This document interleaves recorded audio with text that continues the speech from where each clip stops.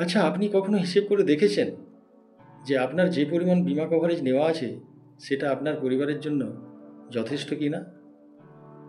আপনার পরিবারের জন্য কতটা বীমা কভারেজের প্রয়োজন এ নিয়ে একটি কনসেপ্ট উদ্ভাবন করেছিলেন পেনসিলভেনিয়ার ইন্স্যুরেন্সের অধ্যাপক প্রফেসর হুবনার, যাকে father of the insurance education বলা হয়।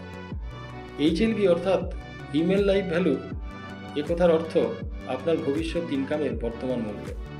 আপনার বীমা কভারেজ এইচএলভির সমতুল হওয়া প্রয়োজন। আপনি যদি এই হিসেবের মধ্যে যেতে না চান, তাহলে সোজা কথায় আপনার বীমা প্রয়োজনের জন্য একটি থাম্ব রুল ফলো করা উচিত, যেটা আপনার বার্ষিক ইনকামের 10 থেকে 15 গুণ হয়।